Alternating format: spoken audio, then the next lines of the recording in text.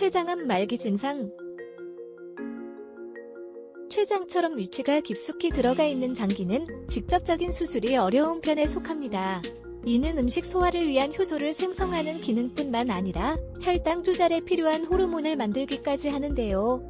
여기서도 여러 유형의 암종을 살피게 됩니다. 하지만 조짐이 확실하게 발생하지 않아서 췌장암 말기 증상이 나타난 이후에 진단을 받는 경우가 많은데요. 오늘은 이를 개선시키는 관리 방법을 정리해 보도록 하겠습니다. 췌장암 중에서 발생률이 제일 높은 선암은 효소를 이동시키는 관세포가 돌연변이로 바뀌어 발생하는 악성종양입니다. 하지만 주변에 위치한 기관에까지 전이되기 전에는 뚜렷한 징후 없이 진행되어 환자가 알아채지 못하는 편이 부지기수인데요. 암의 발생 확률 또한 낮아서 여기에 해당하는 관련 정보조차 적기 때문에 건강 상태를 기준으로 방사선, 항암요법 중 가장 적합한 치료를 병행하게 됩니다. 조금이나마 일찍 진단을 받기 위해서는 잦은 복통과 식욕저하, 황달과 같은 증상을 살필 필요가 있습니다. 이 밖에도 혈전, 피로감, 체중 감소, 몸이 가렵거나 소변 색깔이 바뀌는 경우도 체크해 주시면 좋은데요. 그리고 당뇨와도 연관이 깊어서 이 또한 관리해 주시면 도움이 됩니다. 앞서 말한 징후들은 초기보다는 일정 이상 진행된 이후에 나타나는 편입니다.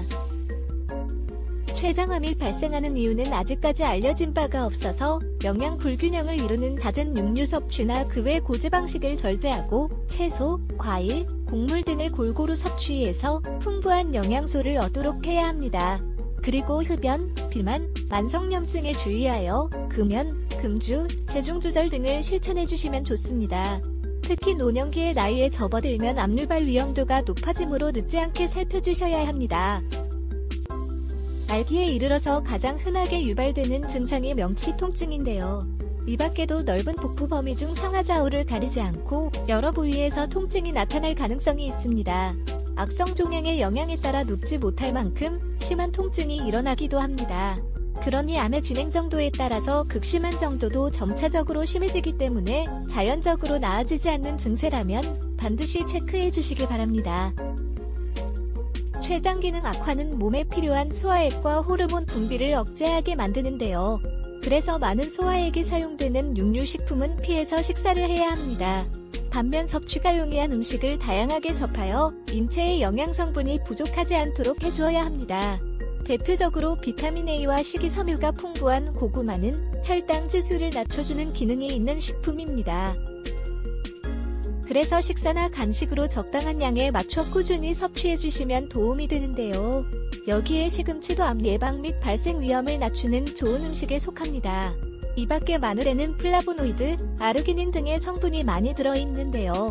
항암 기능이 뛰어나기 때문에 일상생활에서 마늘을 자주 챙겨 드시면 암 유발률을 50% 낮추게 된다고 합니다.